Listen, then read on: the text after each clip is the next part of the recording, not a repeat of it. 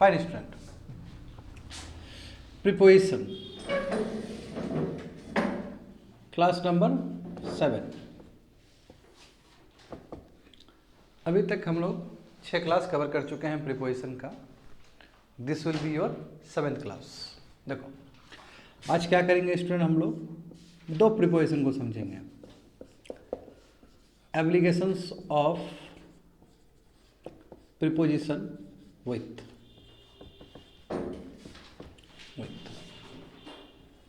With का इस्तेमाल कहाँ कहाँ कर सकते हैं एज अ प्रीपोजिशन। तो आज क्लास में हम लोग विथ एंड बाय का करेंगे, समझ गया ना। और फर्स्ट क्या देखेंगे, विथ, समझे ना, विथ का एप्लीकेशन देखेंगे। First one, company. यदि किसी का कंपनी दिखाना हो यानी कि फ्रेंडशिप दिखाना हो तो उस समय भी हम लोग प्रीपोजिशन विथ का इस्तेमाल कर सकते हैं। एग्जाम्पल देखो, I went to market. I went to market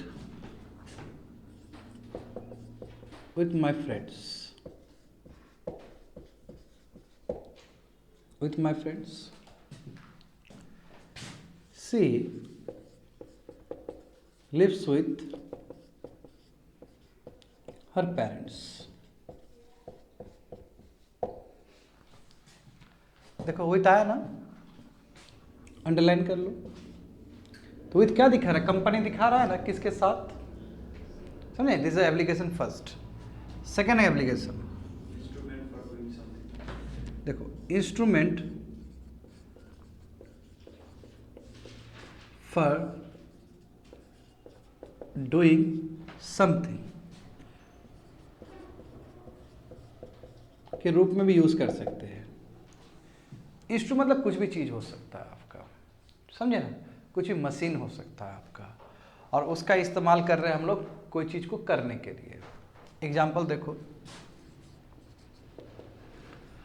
I cut the Apple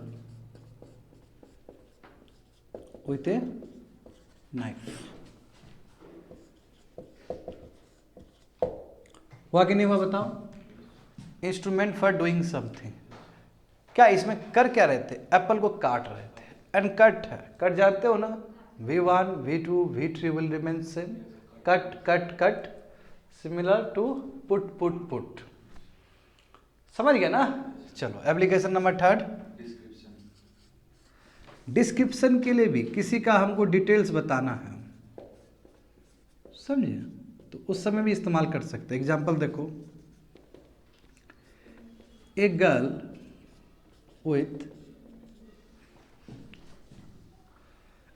with blonde hair is sitting there. blonde hair समझते हो ना, हाँ, जो रेड कलर का जो बाल रहता है, भुर्रा जिसको बोलते हैं हिंदी में, चले। किसी का है यहाँ क्लास में, तुम लोग आर्टिफिशियल मेहंदी लगा के बना लिए होगे, क्या भरोसा। देखो,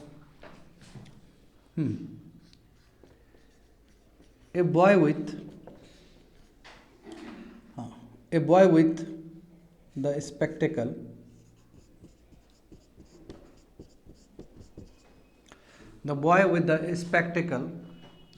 स्पेलिंग सही है स्पेक्टिकल का, या फिर कंफ्यूजन हो रहा है तो ग्लासेस लिख दो, एक ही बात है। A boy with the glasses looks smart and intelligent. देखो तो ये आया ना, ये विथ क्या है, डिस्क्रिप्शन बता रहा है। वो जो बॉय जो ग्लासेस के साथ है, स्पेक्ट चश्मे के साथ है, वो स्मार्ट और इंटेलिजेंट दिख रहा है, समझ गए। और ऐसा जो ही नहीं कि हर स्पेक्टिकल वाला बच्चा स्मार्ट ही हो या फिर इंटेलिजेंट ही हो, बोगस भी होता है, ठीक है ना। और बोगस वाला संख्या ज़्यादा होता है चश्मा पहनने वाला लोग का। अब तो वैसे ही पहन, हाँ, ऐसे वो चश्मा के आड़ में ना छिप जाता है बहुत सारा चीज़, मई हकीकत नहीं है। कितना बच्चा लोग चश्मा नहीं भी पहनता है तो उसका आँख पूरा माइक्रोस्कोप वाला रहेगा, पढ़ने को लेके। तो भाई डिस्क्रिप्शन तो बड़ा मुश्किल है। विथ का तो काम होगा, मैं बोला कि चेहरा देख के आप आदमी का इंटेलिजेंस पता कर लो, तो इट्स सो डिफिकल्ट। कई लोग कुछ बोलेगा ही नहीं, ऐसे मुंडे नीचे रखेगा, है ना। अच्छा, तुम लोग देखा है मोदी जी के साथ उसको चलते हुए, अमित शाह के बेटा को चलते हुए, जैसा को ऐसे करके चल रहा है, बहुत मीम बना उसके ऊपर। तो वो भी एक भारत का बहुत अच्छा कल्चर दिखाता है। जैसे मान लो कि प्रधानमंत्री हमारे बगल में आ जाएंगे तो हाथ पैर फूल नहीं जाएगा हमारा क्या? नहीं, आदमी लगा कि गिर जाएंगे। अब उतना बड़ा औहदा का प्राइम मिनिस्टर या कोई भी सीएम भी तो बहुत बड़ा चेहरा है, वही तुम्हारे बगल में मंच साझा करे, कंठ सूख जाएगा स्टूडेंट। चलो लिख लिया ना? Fourth one, contents. हम लोग कंटेंट्स के रूप में भी यूज कर सकते हैं। जिससे देखो, a glass is filled with water. Glass क्या है? वाटर से भरा हुआ है, समझे। जैसे the earth surface is filled with, the earth surface is filled, नहीं कवर ले देते हैं। The earth surface is covered with water and land. सही बात है कि नहीं? बोलो तो क्या चीज से कवर्ड है? अर्थ सरफेस, वाटर और लैंड से। और हमने बताया था ना स्टूडेंट, प्रीपोजिशन का ऑब्जेक्ट एक भी हो सकता है या एक से अधिक भी हो सकता है। तो यहाँ पे देखो एक से अधिक ऑब्जेक्ट है, और यहाँ जितना भी देख रहे थे तो वहाँ पे देखो ना, सब में आएगा ऑब्जेक्ट। लिख लिए ना? हो गया नीचे का? हाँ, अब हम लोग करेंगे फिफ्थ वन। मत बोलो, डोंट स्पीक। हमें क्रोनोलॉजी वाइज करना होता है। डायरेक्शन देखो, डायरेक्शन वो भी सेम वे में। जैसे एग्जांपल देखो,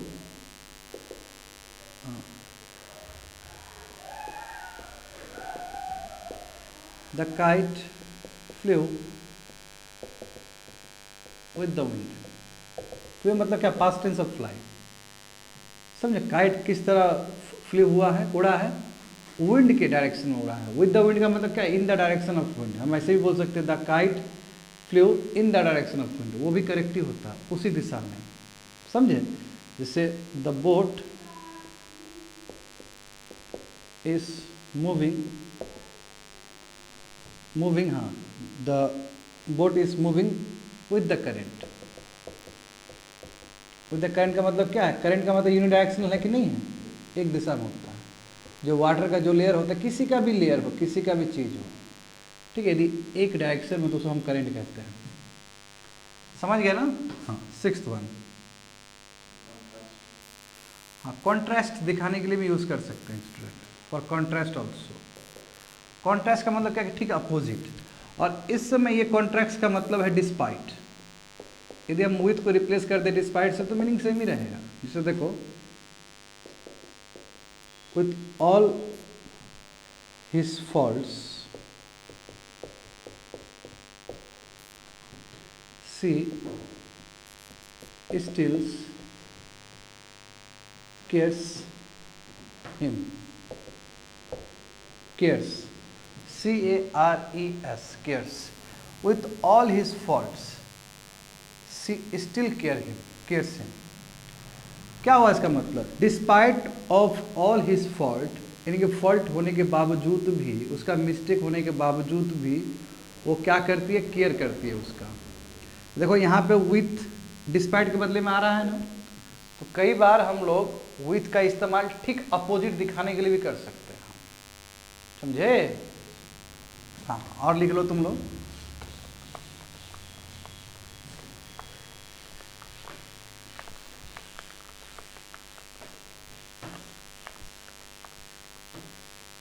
अब एप्लीकेशन नंबर 7।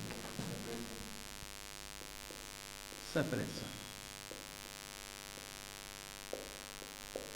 सेपरेशन हो या फिर रिमूवल हो, बात एक ही है। जैसे एग्जांपल देखो, ही splits up with his friend। अपने फ्रेंड से क्या किया, वो स्प्लिट अप हो गया। स्प्लिट अप का मतलब क्या है, दोस्ती तोड़ लिया। स्प्लिट्स अप, ब्रेकअप, तोड़ना रिलेशन को, समझ गया ना। 8 नंबर,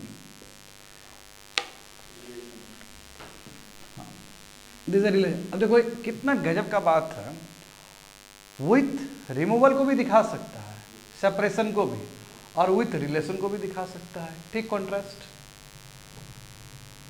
रिलेशन। जैसे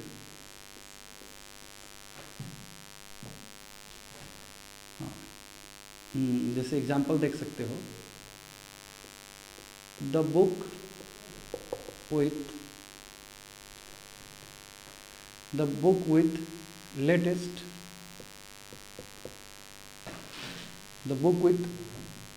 version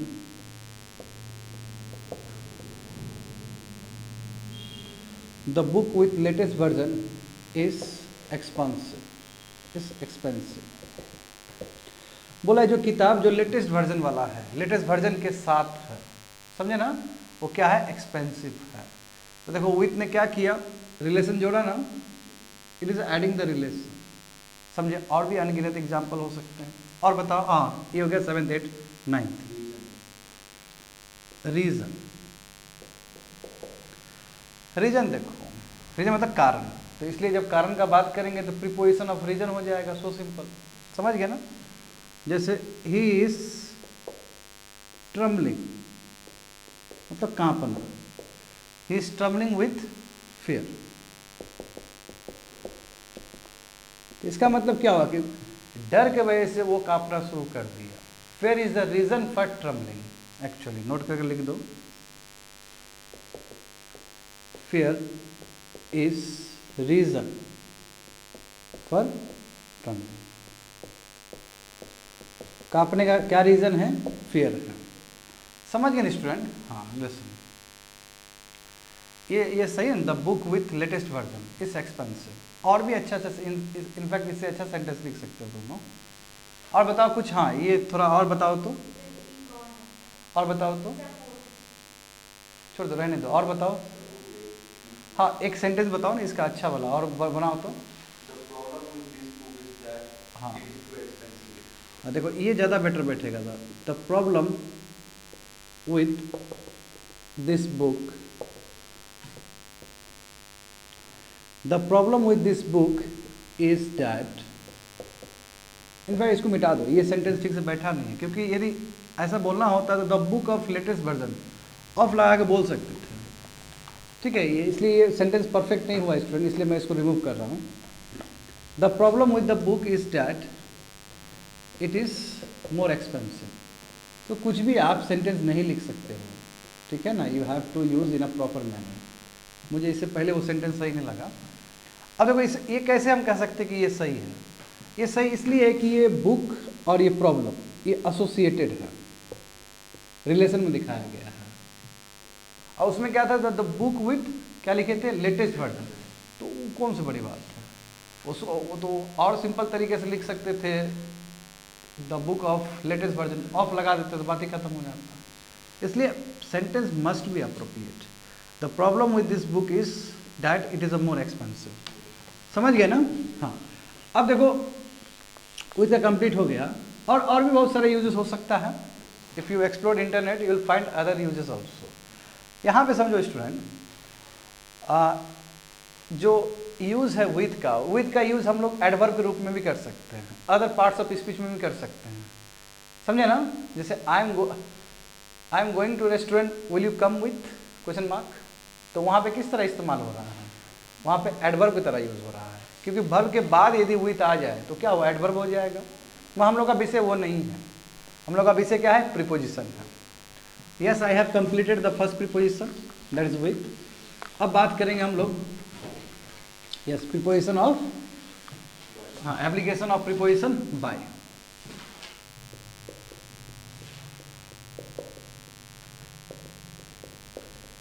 application of preposition by. By, by का इस्तेमाल देखो, फर्स्ट वन प्लेस। यदि कोई भी प्लेस हो और नियर बाय का चीज हो, नज़दीक का चीज हो, नेक्स्ट टू, समझे ना, क्लोज टू, बिसाइड। हाँ, नियर बाय का मतलब क्या है, बहुत सारा चीज, close to, next to, beside, नज़दीक का चीज हो, तो उसके लिए भी हम लोग बाय का इस्तेमाल कर सकते हैं। जैसे एग्जांपल देखो, he lives by a train station. He lives by a train station, confuse नहीं होना है। इसका मतलब क्या, he lives near a train station या क्लोज टू ट्रेन स्टेशन। इसको हम लोग ऐसे भी लिख सकते हैं student, he lives close to a train station. दोनों का मतलब सेम है, तो इसलिए बाय का इस्तेमाल प्लेस दिखाने के लिए भी हो सकता है। जब बाय का इस्तेमाल प्लेस दिखाने के लिए हो सकता है, तो इसका मतलब क्या हुआ, वो प्रीपोजिशन ऑफ प्लेस हो गया। समझ गया? हाँ, सेकंड देखो, हाँ, वेरी इंपॉर्टेंट देखो, हाँ, मीन्स ऑफ माध्यम, means of transportation and communication. Means of transportation and communication दोनों के लिए इस्तेमाल हो सकता है। कम्युनिकेशन देखो, एग्जाम्पल समझो, I came here by my car.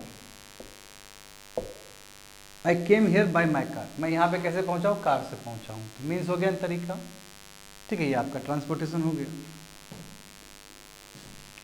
I talked him, I talked, हाँ, अच्छा, टॉक क्या होता है, ट्रांजिटिव होता है कि इंट्रांजिटिव होता है?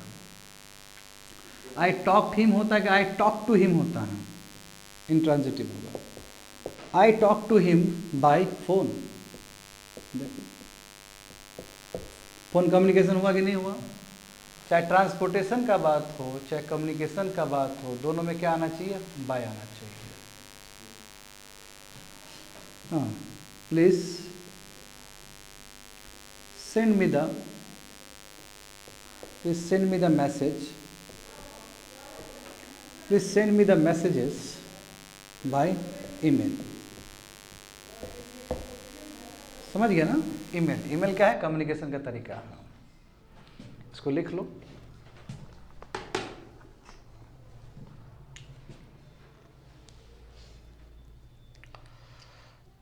अब हम लोग करेंगे थर्ड एप्लीकेशन, जो कि मीन्स ऑफ पेमेंट है, यानी कि पैसा किस तरह पे किया जाए। पेमेंट के केस में भी हम लोग बाय का इस्तेमाल कर सकते हैं।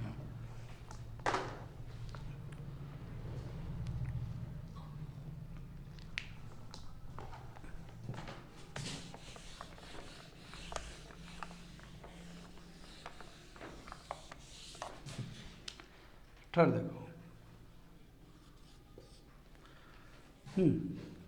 Means of payment, means of payment, जैसे कैन आई पे यू बाय डेबिट कार्ड, हो गया ना? क्या मैं तुमको पे कर सकता हूँ डेबिट कार्ड से? Bye means of payment.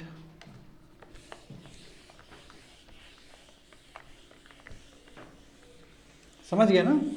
हाँ, एप्लीकेशन नंबर 4। अरे को याद करो, एक्टिव वॉइस और पैसिव वॉइस। पैसिव वॉइस में बाय का इस्तेमाल कितना ज़्यादा होता था, ठीक है ना? तो पैसिव वॉइस में हम लोग डूअर के रूप में, याद करो, पैसिव वॉइस में एज अ डूअर हम लोग यूज़ कर सकते हैं। जैसे आई राइट ए लेटर, इसका पैसिव वॉइस करोगे तो क्या होगा, a letter is written by me. तो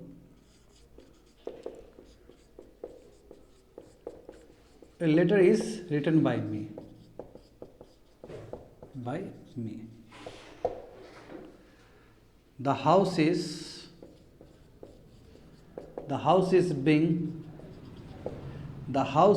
बीइंग क्लीन्ड बाय अस। अब बताओ इसका एक्टिव वॉइस करो तो क्या होगा। तुम लोग एक्टिव वॉइस पैसिव वॉइस दोनों ही पढ़ चुके हो।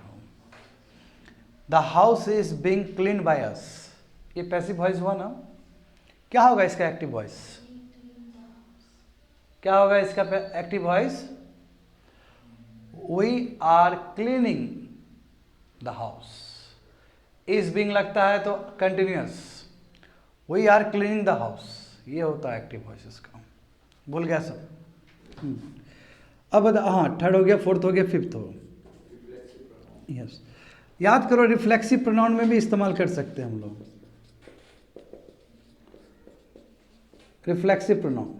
रिफ्लेक्सिव प्रोनाउन बताए थे ना स्टूडेंट, क्या क्या होता है। माई सेल्फ, योर सेल्फ, है ना, देम सेल्फ, हर सेल्फ, ये सभी के लिए भी इस्तेमाल कर सकते हैं। जैसे एग्जांपल देखो, I want to study by myself, I want to study by myself, हो गया। I want to visit Delhi by myself, मैं खुद विजिट करना चाहता हूँ, हो गया ना। हाँ, फिफ्थ एप्लीकेशन मिटा देनी है। देखो सिक्स्थ वन देखो, हाँ, आईएनजी फॉर्म जो वर्ब है, वे आईएनजी फॉर्म मतलब वर्ब फॉर्म। यदि वर्ब फॉर्म आईएनजी फॉर्म यदि बाय के बाद आए तो इसका मतलब होता है हाउ टू डू इट, कैसे इस चीज़ को किया जाए। अभी सेंटेंस में समझोगे, अभी इधर नहीं समझ में आएगा। जैसे देखो,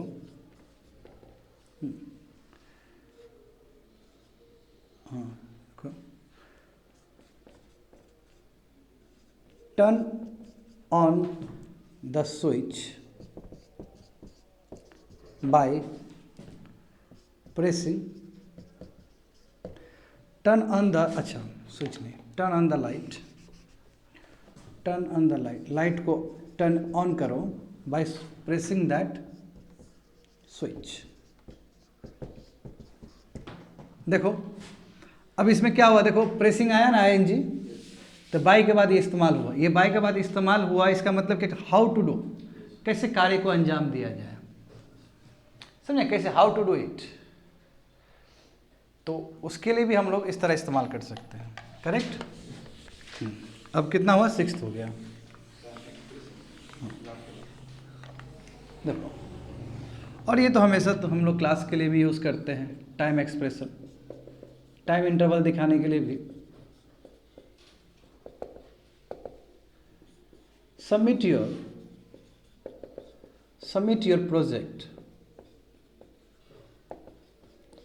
योर प्रोजेक्ट बाय टुमारो या बाय मंडे। ये समय सीमा दिया गया है, कल तक आपको सबमिट करना है रिपोर्ट को। हो गया ना, समझ गया ना, कंप्लीट ना।